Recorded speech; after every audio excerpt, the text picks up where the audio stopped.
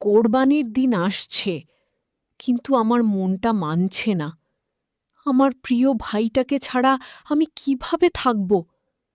যদিও কোরবানি হয়ে যায়, আমি ওকে কোথায় পাব? ও তো আমার প্রাণের চেয়েও প্রিয়।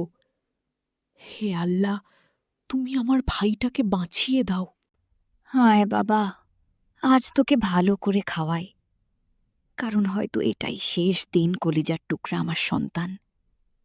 আর একদিনই তো আমার কাছে থাকবি, তারপর আল্লাহর জন্য কোরবানি হয়ে যাবি তুই।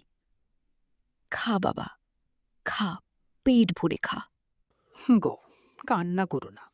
তুমি আমাকে কোরবানির ময়দানে যাওয়ার আগে একটু সাজিয়ে দিও। হে আল্লাহ, আমি যে আর পারছি না। কিভাবে নিজের সন্তানকে কোরবানির জন্য সাজিয়ে গুছিয়ে দিই? তোর কি কোনো নাম আছে রে ভাই?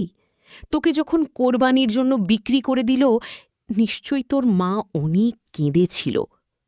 তুই কি কাঁদিসনি তোর মায়ের জন্য? আচ্ছা, তুই কি আমাদের মতো সুন্দর একটা পরিবার ছিল?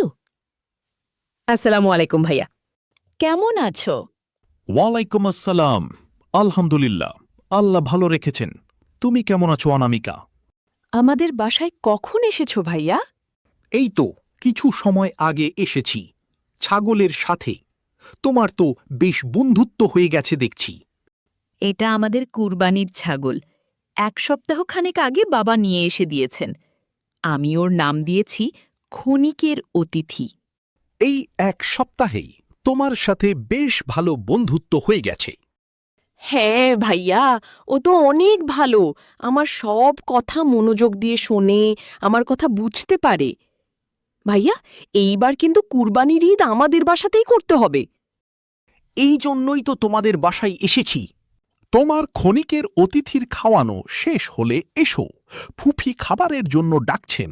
সবাই কলিজার টুকরা সন্তান যে আর একদিনই আমার কাছে থাকবে, তারপর আল্লাহর জন্য কুরবানি হয়ে যাবি তুই। খা বাবা, খা।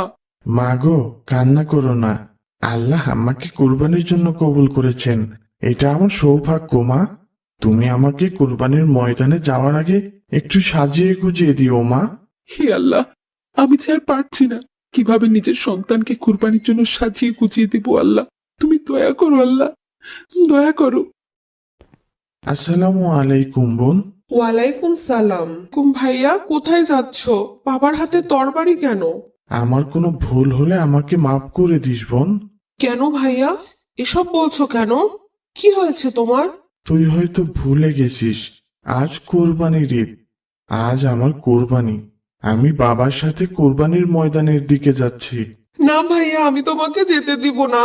কখনো আমি তোমাকে কুরবানি হতে দিব না। এটা আল্লাহর নির্দেশ বোন, আমাদের পালন করতেই হবে। আমার জন্য দোয়া করিস, আল্লাহ যেন আমার কোরবানিকে কবুল করেন। আর সব সময় মা বাবার কথা শুনে চলবি, বাবা মায়ের অবাধ্য হবি না।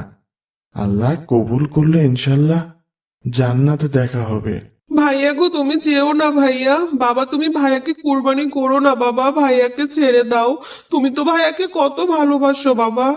এটা আল্লাহর নির্দেশ মা, আমাদের তো মানতেই হবে। না বাবা, তুমি ভাইয়াকে ছেড়ে দাও। আমি আর কখনো ভাইয়ার সাথে ঝগড়া করব না। তোমরা যা বলবে আমি সেটাই শুনবো। দয়া করে ছেড়ে দাও বাবা। বাবা আব্দুল আজিজ, তুমি কি কোরবানির জন্য প্রস্তুত বাবা? আমি কি তরবারি চালাতে পারি? হ্যাঁ বাবা, আমি প্রস্তুত। তুমি নির্দ্বিধায় তরবারি চালাতে পারো। নিশ্চয়ই আমাকে ধৈর্যশীলদের সাথেই পাবে। আল্লাহু আকবার, আল্লাহু আকবার। না, কি হয়েছে? কি হয়েছে? আমি ভয়ানক একটা স্বপ্ন দেখেছি ভাইয়া। দেখি আল্লাহর নির্দেশ হয়েছে, বাবা তোমাকে কোরবানি করছেন।